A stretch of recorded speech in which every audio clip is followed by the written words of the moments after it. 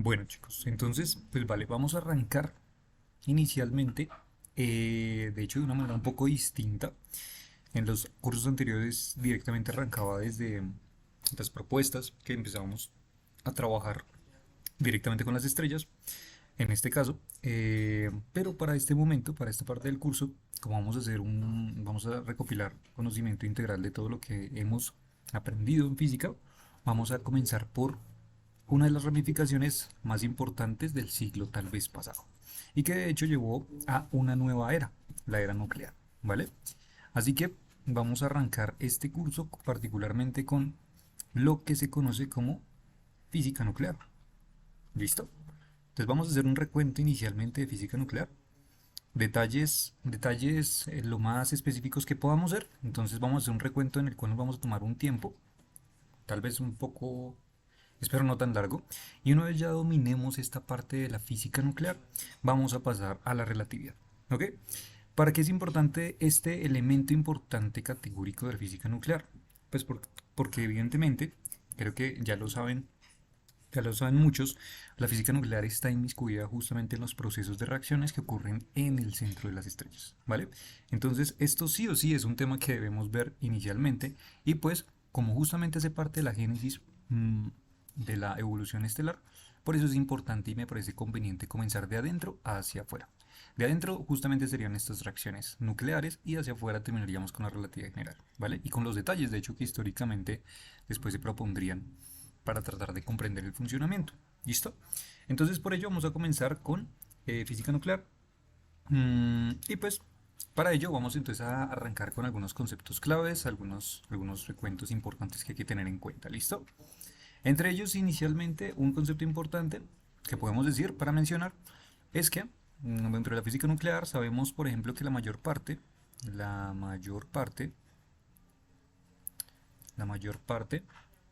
la masa atómica, o sea, de un átomo particularmente, atómica, está contenida en el núcleo, ¿no? Está contenida en el núcleo. ¿Sí? Alguien puede pensar particularmente, bueno, ¿por qué si vamos a arrancar sobre procesos justamente de física nuclear, por qué no comenzar con física atómica? Pues justamente porque las reacciones más energéticas, particularmente que ocurren en la interacción entre átomos, realmente ocurren en el núcleo. Por eso arrancamos directamente desde el núcleo. ¿Ok? Listo. Entonces, teniendo eso en cuenta y sabiendo que la mayor parte justamente de esa masa atómica está contenida en el núcleo, o sea, donde va a haber mayor cantidad y liberación de energía, pues vamos a empezar a detallar justamente, vamos a tratar de abrir este mundo. ¿Listo? Vale, entonces, evidentemente como vamos a hablar de física nuclear y tendremos que hablar de núcleos atómicos, pues para ello es importante hacernos de una notación que es usualmente conveniente y de hecho es la que usualmente se trata, que es la convención, pues justamente de los elementos nucleicos, ¿vale? Entonces, para comenzar podemos definir lo que sería entonces el número atómico, que se llama usualmente número atómico, ¿listo? Y que lo vamos a definir por la letra Z. ¿Listo? Z nos va a indicar el número atómico que aparece usualmente dentro de la tabla periódica, la cantidad o el número de protones, ¿no? Esto es algo que pronto ya ustedes lo deben conocer. El número atómico particularmente de algún elemento de la tabla periódica indica la cantidad de protones que tiene. ¿Sí? Por otro lado, vamos a también a denotar lo que se llama el número de neutrones,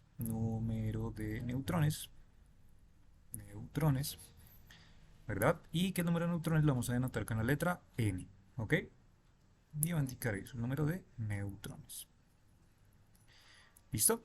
Por otro lado, además, también vamos a denotar el número de masa, o el número másico, a veces lo llaman también, número másico.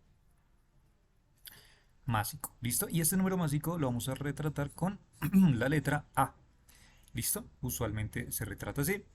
¿Y qué indica el número másico? Pues el número másico particularmente es la suma de la cantidad de neutrones más la cantidad de protones, ¿ok?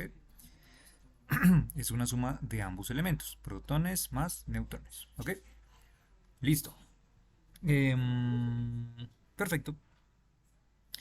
Una cosa que hay que tener en cuenta de pronto dentro del lenguaje de la física nuclear, por de pronto si lo llegamos a comentar en algún momento, tienen que tener en cuenta que a veces el número atómico, la cantidad de protones, ¿cierto? La cantidad de protones que existe en el núcleo y también la cantidad de neutrones, ya que hacen parte del núcleo, entonces a estos dos elementos usualmente también se les suele llamar nucleones, ¿ok? Nucleones. Entonces, ¿qué son los nucleones? Pues son los componentes elementales del núcleo, particularmente, ¿sí? En este caso, siendo a gran escala los protones y los neutrones. ¿Por qué digo a gran escala? Pues porque sabemos que más allá también de los protones y neutrones tenemos quarks que forman realmente también la estructura de estos nucleones, ¿vale? Entonces, pues allí estaría. ¿Y cuál es la convención entonces de trabajar un núcleo atómico? Pues la convención, ¿cierto? Vemos que la notación en la cual nosotros vamos a trabajar esto es la siguiente. Vamos a colocar entonces un supraíndice izquierdo de letra A, o de número A, y de subíndice izquierdo de letra Z, o de número de protones. Y vamos a colocar nuestro elemento, nuestro núcleo, acá. ¿Vale? Esta es la notación usualmente en la que se trabaja. ¿Mm? ¿Ok? Mm, pues ya está. Entonces, particularmente, por ejemplo, haciendo, digamos, un ejemplo rápido. Ejemplo. Listo. Entonces, ¿dónde, por ejemplo, podemos colocar entonces, por ejemplo, digamos, un núcleo estable, refiriéndonos al carbono? Por ejemplo, entonces, bueno, esta parte yo creo que hago un stop aquí para irnos rápidamente a la tabla periódica. Aquí proyectemos una tabla periódica rápidamente para que se den cuenta cuáles serían justamente los elementos que vendrían aquí desarrollados. ¿Listo? O sea, creo que es esta. Hay una que es más grande, pero creo que es esta. Mm, acá. Vamos a ver si es esta. O si no, debe ser esta. Ah, pero esta es la misma. Chancos. A ver. Pero es chiquita. A ver. Esta. Bueno, entonces hagamos una cosa más bien. Mm, Entremos acá. Entremos aquí. Eso es, perfecto. Listo, entonces, dentro de la tabla periódica, evidentemente, pues aquí tenemos cada uno de los elementos constituyentes, por lo menos hasta ahora, del universo, ¿sí? Dentro de los átomos, hablándolo. Entonces, si buscáramos, por ejemplo, el carbono particularmente, o sea, el que está ubicado exactamente justo acá, ¿sí? Pues lo que tendríamos sería que su elemento, el número atómico, sería el número 6, lo cual querría decir entonces que tendría 6 protones, ¿sí? Y el número másico, particularmente la tabla periódica, te da esa información exactamente en el costado izquierdo superior, este numerito que aparece justo acá arriba, ¿no?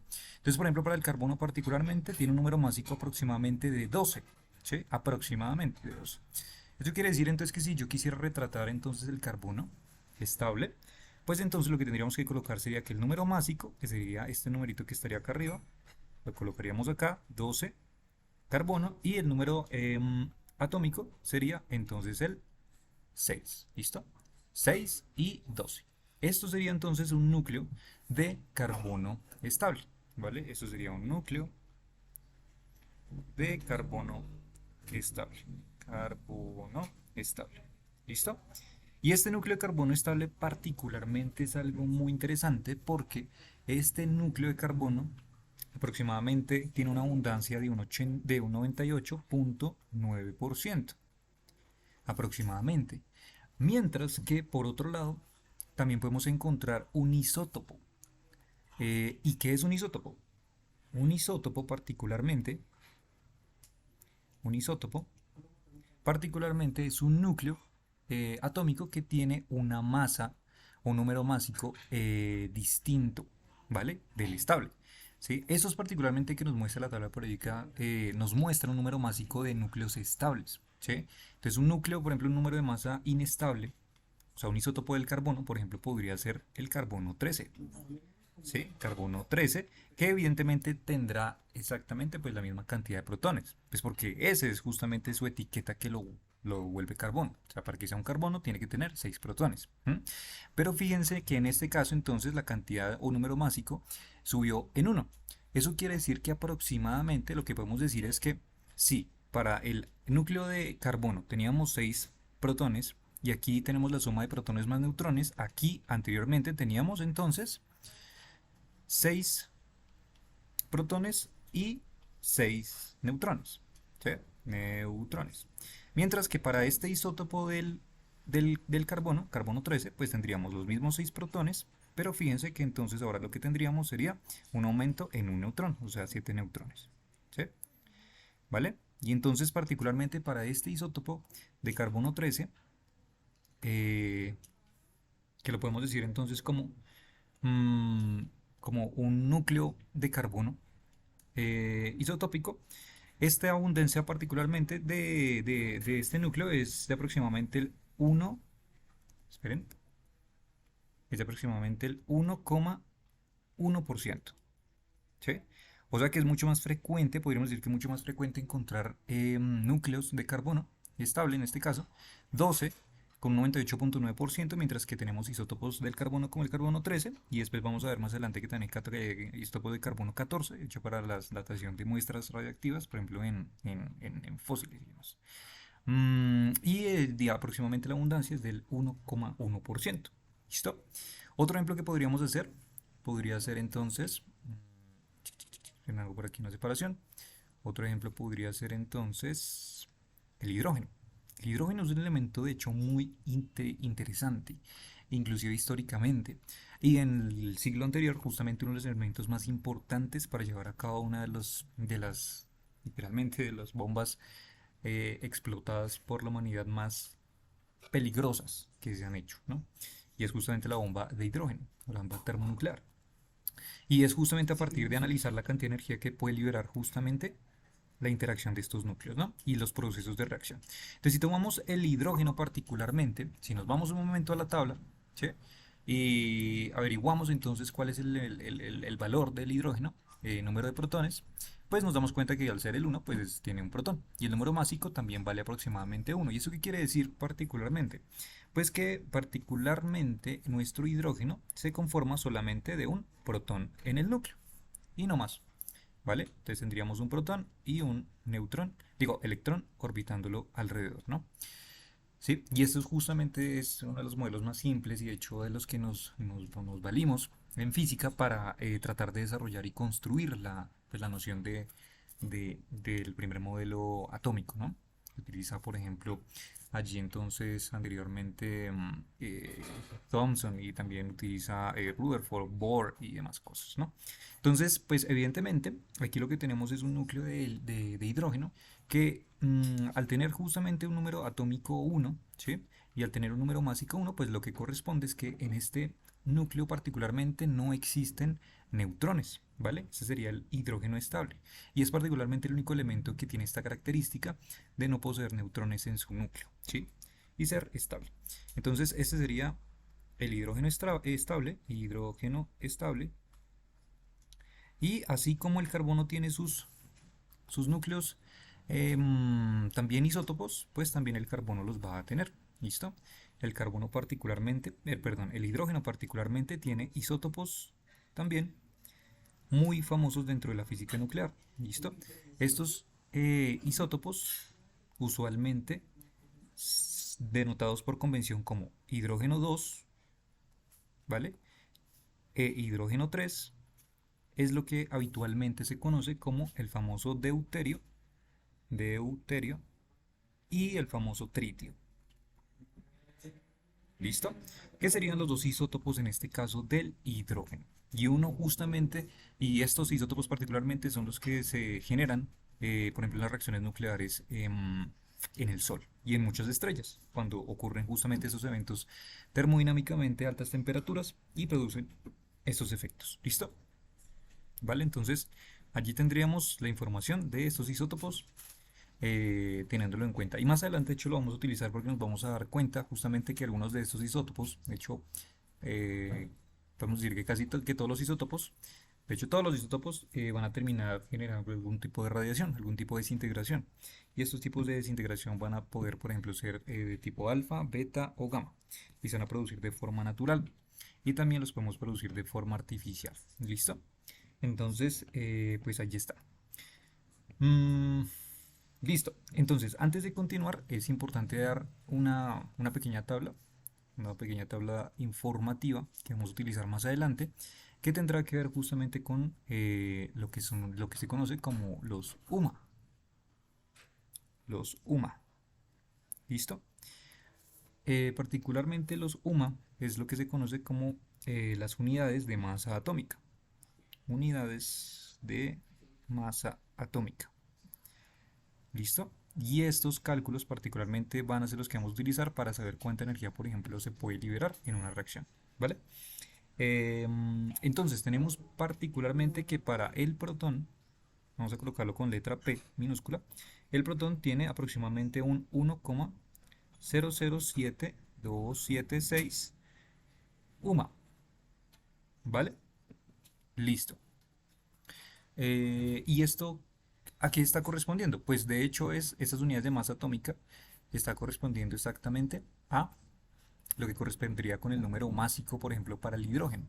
¿Eso qué quiere decir? Pues justamente como les acabé de decir hace un momento, el núcleo, el núcleo de hidrógeno, particularmente el núcleo estable de hidrógeno que sería H1, ¿sí? Pues es como si tuviéramos particularmente solamente el protón, eliminando evidentemente la información que me estaría dando el electrón. O sea, si borramos un momento este esquema, pues lo que tendríamos sería que particularmente tener un núcleo de helio es como tener a su vez un protón, ¿sí?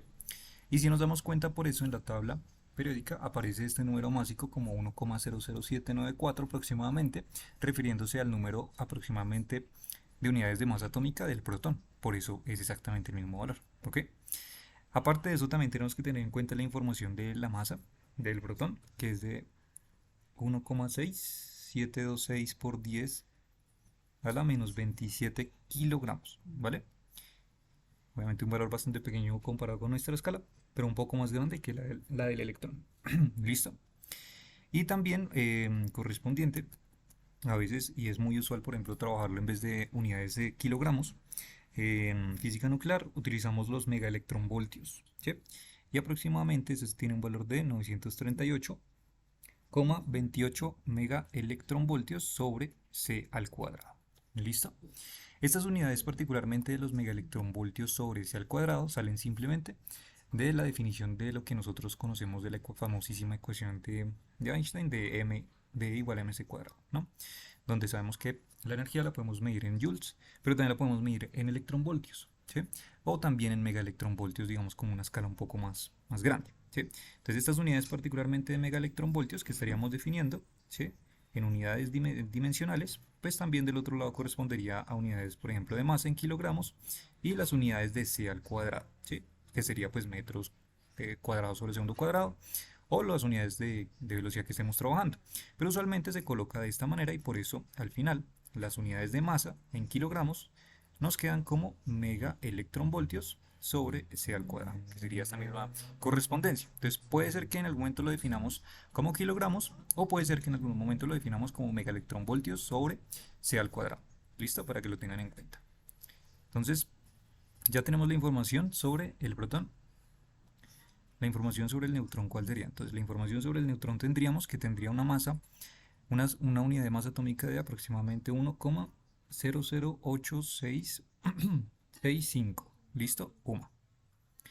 Y por otro lado también tenemos una masa aproximadamente casi igual a la del protón, simplemente difiriendo por un poco nomás, de por 10 a la 27 kilogramos, y en unidades de megaelectronvoltios sobre C al cuadrado serían 939,57. ¿Listo?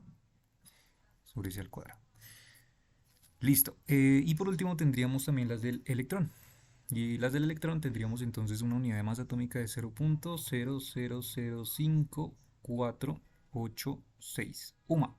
Aquí por ejemplo vemos una diferencia abismal entre el valor del protón y del neutrón, que aproximadamente es de la unidad, mientras que la del electrón constituye pues un valor muy pequeño, ¿sí?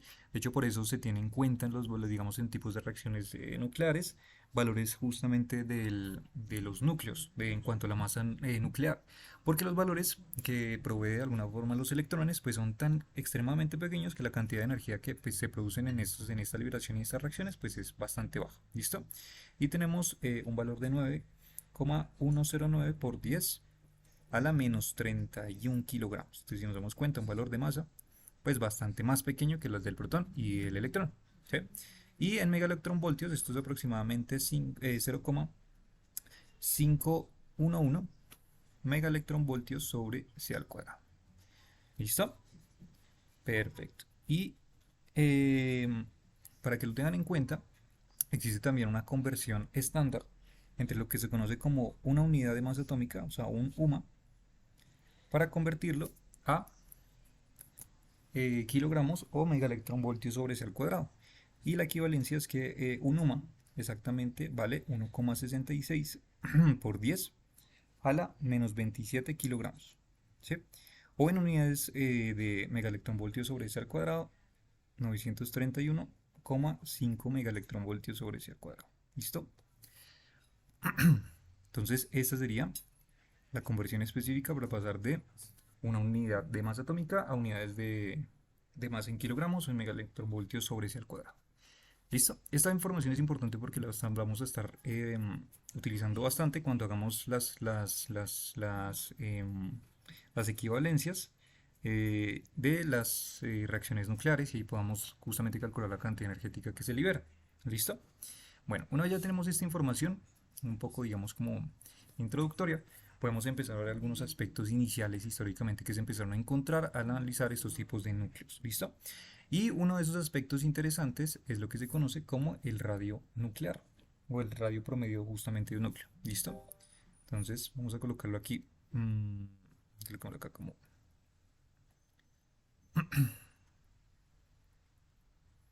Vamos a colocarlo como una nota histórica. Nota histórica. Y de hecho que tiene algunos aspectos muy interesantes. Primero de pronto les comento cómo fue llevado a cabo este experimento para llegar más aproximadamente a notar qué valor tenía esos tipos de radio de núcleos. Y ese experimento pues fue llevado específicamente por Ernest Rutherford, el famosísimo Rutherford. Fue uno de los pioneros justamente en esta física nuclear en cuanto a la parte experimental. Y este tipo se dio cuenta haciendo un experimento muy interesante que podía llevar a cabo pues una investigación aproximadamente de cuál debería ser el radio de estos núcleos. Entonces, ¿qué era lo que este señor hacía? Entonces, lo que este tipo realizó fue un experimento particularmente con un cañón de protones, ¿sí?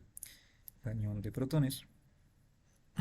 Y lo que hacía particularmente era dirigir este cañón de protones a una lámina de un material específico. Usualmente a este tipo le gustaba trabajar con el material de oro, ¿sí? Entonces tenía una lámina de oro y lo que hacía Rutherford en algunos de sus experimentos, pues evidentemente a esta lámina de oro estar hecha compuesta de núcleos, pues obviamente más puro en cuanto que se pudiera de este material.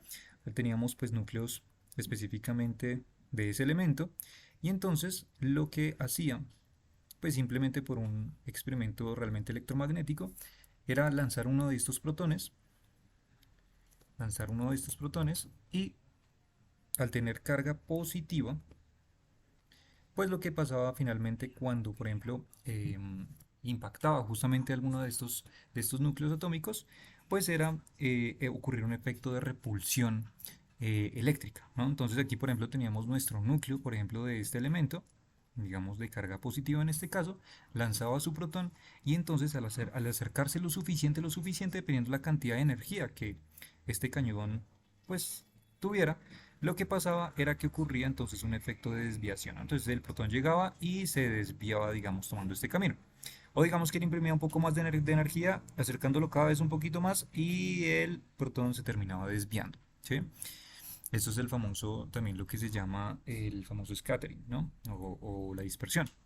O sea que teníamos una dispersión de protones, donde este protón pues lo que tenía realmente era un efecto de interacción eléctrica y este efecto repulsivo aproximadamente le permitía a él en una escala microscópica definir aproximadamente a qué distancia o a qué radio este núcleo supuestamente del material realmente se terminaba repeliendo, ¿no? Entonces, como tener aquí nuestro protón de prueba, ¿sí?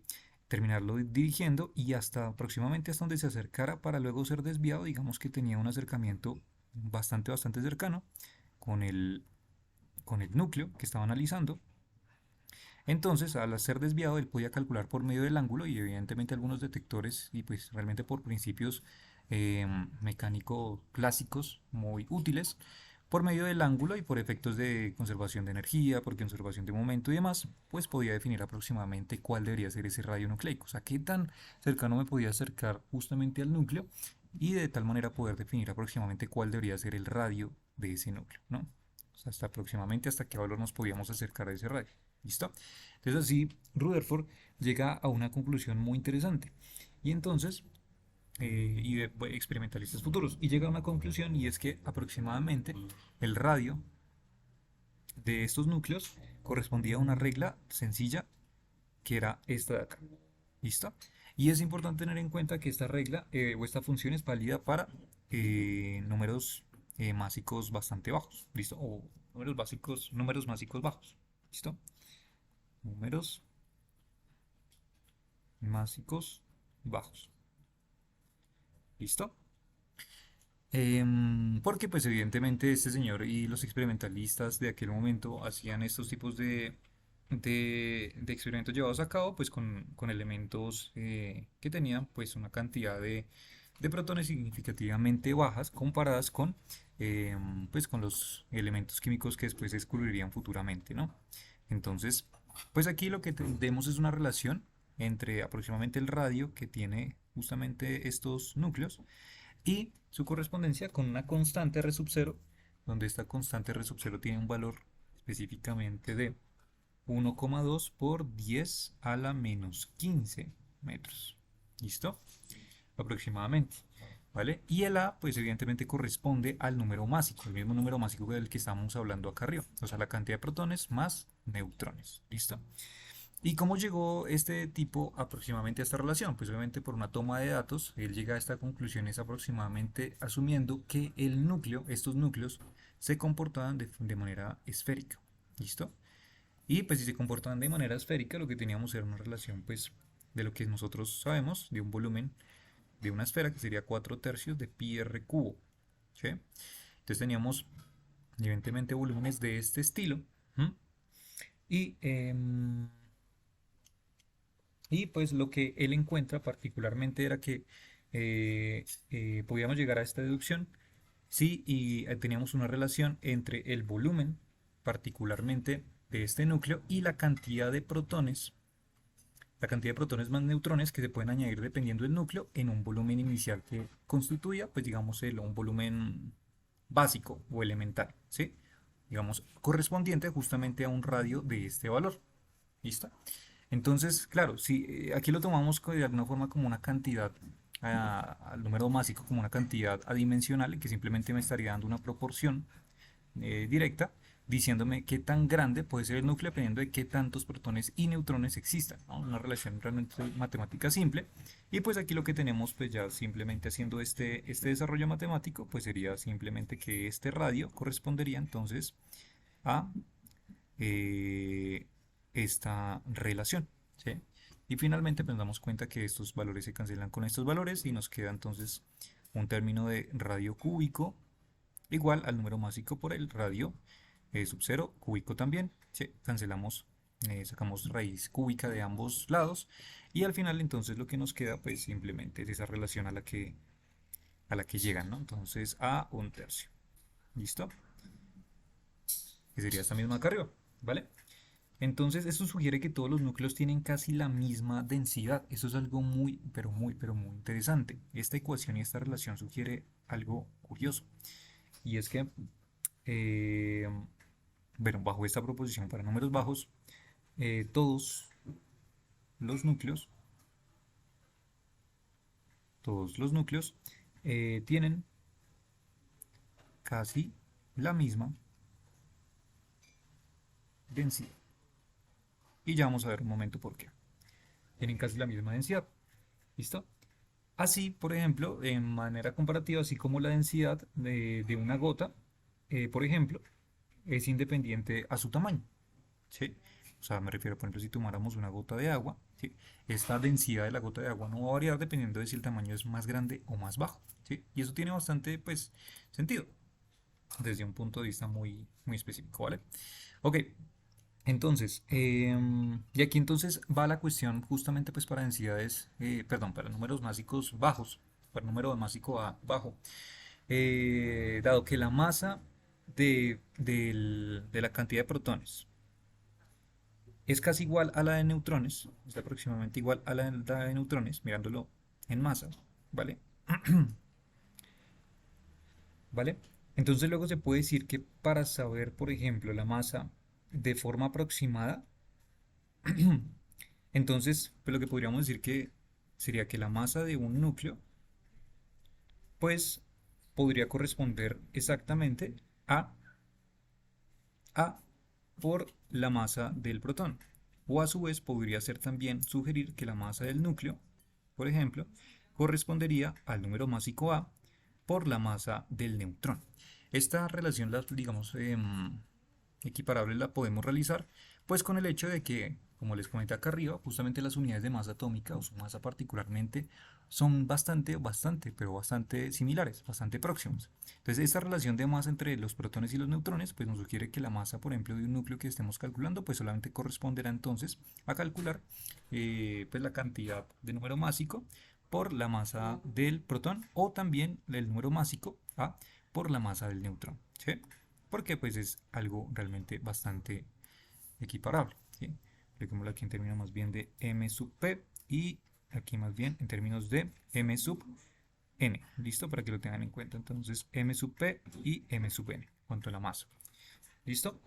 Y teniendo en cuenta esto y asumiendo, por ejemplo, pues justamente una de las condiciones que propone Rutherford y es, por ejemplo, que estos núcleos se comporten como esferas, entonces, pues lo que podríamos tener sería que el volumen del núcleo, si definiéramos el volumen de un núcleo en forma esférica, pues sería exactamente igual a 4 tercios de pi por r al cubo, ¿sí? Pero claro, el volumen del núcleo correspondería a 4 tercios de pi r al cubo, suponiendo lo que les digo, una forma esférica. Pero entonces nosotros ya tenemos una relación justamente entre el radio, ¿sí? El radio de un núcleo aproximadamente corresponde a esta relación. Por tanto, si hacemos ese reemplazo, lo que tendríamos sería que sería 4 tercios de pi por r cubo. ¿Pero r cubo qué sería? Pues sería simplemente r sub 0 a la 3, que sería este valor, por a, ¿sí? Entonces aquí ya tendríamos el volumen del núcleo correspondiente en este caso a la relación entre el radio nucleico de acá arriba. ¿Listo? Entonces fíjense, aquí tenemos ya estas relaciones, estas tres relaciones, definiendo la masa del núcleo y el volumen del núcleo. Y pues adivinen qué es lo que podemos hacer correspondientemente con esos valores. Pues podemos calcular la famosísima densidad en una relación que nosotros ya conocemos muy famosa, que es pues masa igual a densidad por volumen, ¿no? Entonces esta relación simple, ¿verdad? La podemos utilizar a nuestro favor y definir pues exactamente cuál debería ser la densidad del núcleo. Pues la densidad del núcleo no sería pues ni más ni menos que simplemente coger la masa del núcleo y dividirla entre el volumen del núcleo, ¿sí? ¿Y qué nos devolvería este valor? Este valor particularmente nos devolvería, por ejemplo, podemos tomar este valor de el número másico A y la masa del protón. Entonces tenemos número másico A, masa del protón, y lo vamos a dividir, sería más del núcleo, entre el volumen del núcleo, que el volumen del núcleo correspondería a este valor. O sea, 4 tercios de pi por r sub 0 a la 3 por a. ¿Listo? Y fíjense que aquí en este caso nuestro número másico se cancela, ¿sí? Y entonces lo que nos quedaría sería que la densidad del núcleo correspondería simplemente a un valor de 3 veces la masa del protón sobre 4 veces pi por r sub 0 al cubo. Y es aquí justamente donde entra en colación lo que les comentaba sobre que todos los núcleos tienen casi la misma densidad. Porque a fin de cuentas este valor que nos acabo de dar, la densidad del núcleo, pues corresponde a un valor constante. ¿Cómo que constante? Pues claro, aquí tendríamos, si nos damos cuenta, la masa del protón, que es un valor constante, y el valor R sub 0, que experimentalmente pues fue encontrado pues con este valor específicamente, pues nos devolvería un valor constante. Y es algo muy curioso, porque entonces aquí lo que nos deja ver es una característica inicialmente interesante del núcleo. ¿Mm? Y la pregunta aquí misteriosa es, ok, es una constante, ¿y cuánto vale esa constante? Pues según los cálculos, se menciona que entonces la densidad aproximadamente viene siendo de 2,3 por 10 elevado a la 17 kilogramos sobre metro cúbico. Pueden hacer igual forma ustedes el valor y se pueden dar cuenta que este valor corresponde aproximadamente. ¿Listo? Ok, y entonces, ok, ese valor nos dio. ¿Y qué tan denso es eso? Podemos compararlo, por ejemplo, haciendo una comparación simple. Voy a colocarlo por aquí. Comparando, por ejemplo, con el agua. La densidad del agua aproximadamente, la densidad de el agua es de aproximadamente el orden de 10 a la 3 kilogramos por metro cúbico, la densidad del agua. O sea que la densidad, por ejemplo, de un núcleo que corresponde a 10 a la 17, lo que estaríamos diciendo es que esta densidad nuclear es aproximadamente 2,3 por 10 a la 14 veces más grande. O sea, imagínense esa bestialidad. No, la densidad nuclear es 10 a la 14 veces más grande. Una cosa terriblemente densa, literalmente. ¿Ok? Entonces, aquí tenemos entonces una comparación entre estas densidades para que lo tengan en cuenta, como hacerse una idea aproximadamente de la cantidad de densidad. Y pues evidentemente esto corresponderá a un valor muy interesante, por ejemplo, en los valores de reacciones nucleares que, por ejemplo, podemos tener justamente cuando vamos a hacer, por ejemplo, efectos de fusión o fisión nuclear. ¿Ok? Listo, perfecto. Hago una pregunta, ¿hasta ahí todo va bien? ¿Qué tal hasta ahí todo, chicos? Ah, y chica. Hola, Citlali.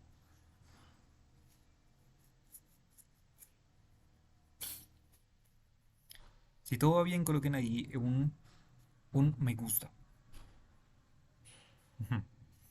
Nice. Full química. Sí, sí, sí, sí. Listo, listo, listo. Me alegra mucho. Vale. Continuemos entonces. Vale, entonces aquí ya hicimos la revisión histórica. Ta, ta, ta.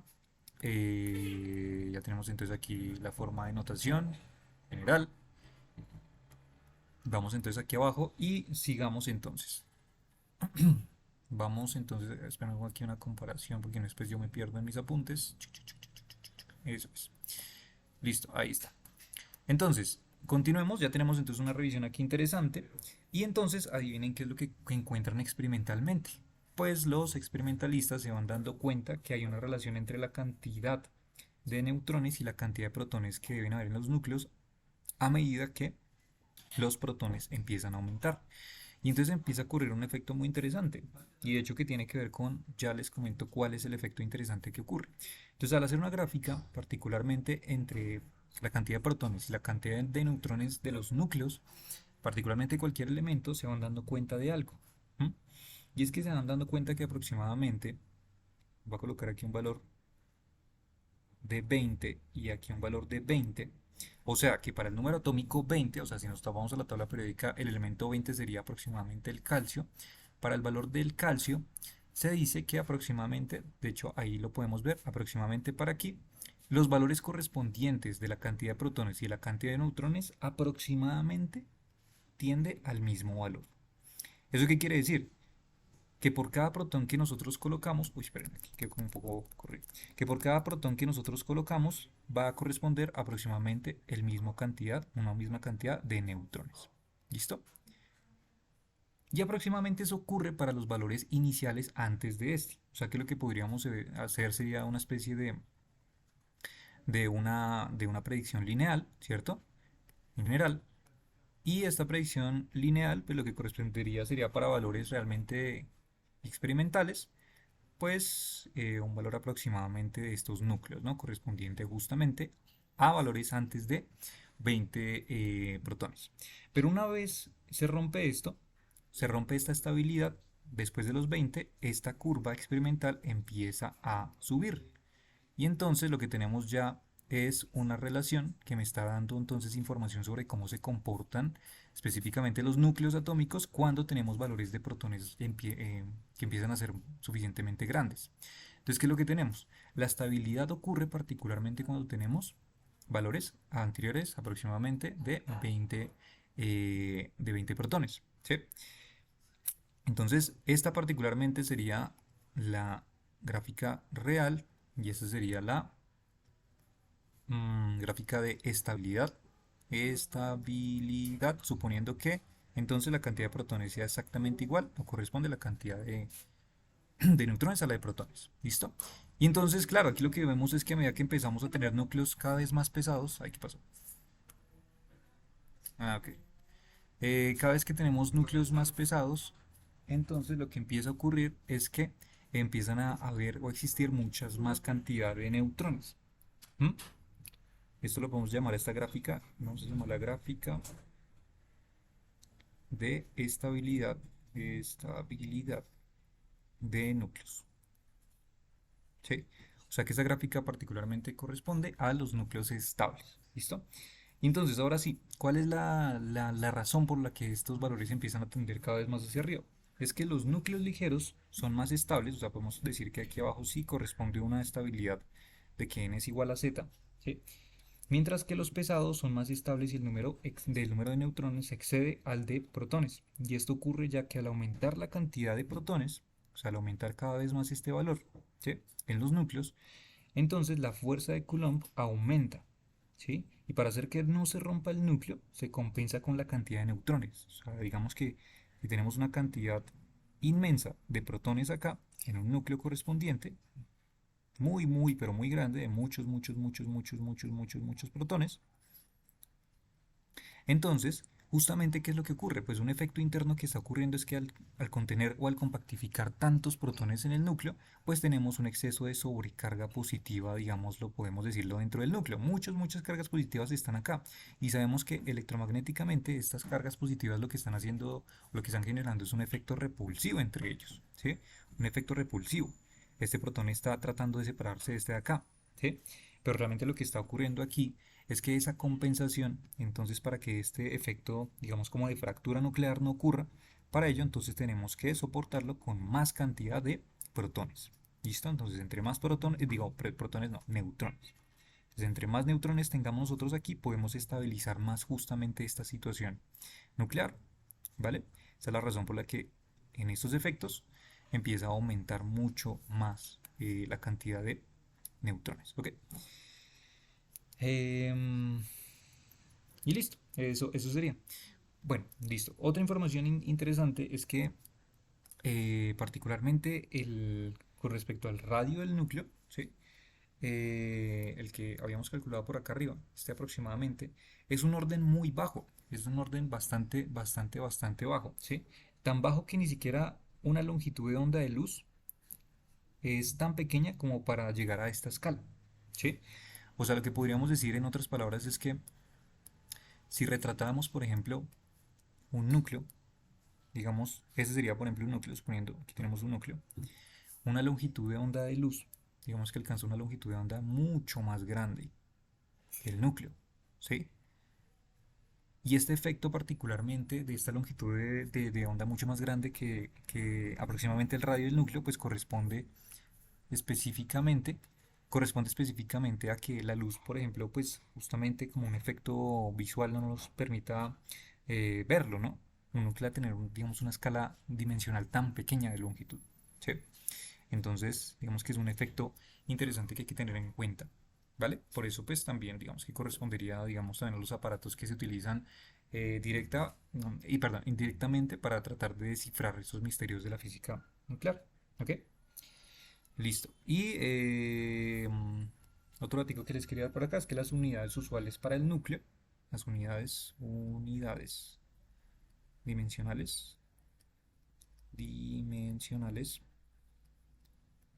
para el núcleo, que están del orden de lo que les coloqué allá arriba del radio R sub 0 para el núcleo, es de aproximadamente 10 a la menos 15 metros, que eso es lo que se conoce como un femtómetro. ¿Listo? Uy. Femtómetro. Femtómetro. ¿Listo? Pues ya está. Listo. Chicos, yo creo que vamos a hacer aquí una pausa un momento porque aquí según Meet ya se me va a acabar el tiempo. Entonces, si les parece, voy a crear otro nuevo enlace de llamada y pues vuelven a ingresar por ese enlace, ¿les parece? Para seguir aquí la sesión, que no se nos va a cerrar esta cosa, sino después nos quedamos ahí colgados. ¿Listo? Listo. Vale, entonces ya voy a cerrar la llamada y ya les subo la otra llamada, ¿vale?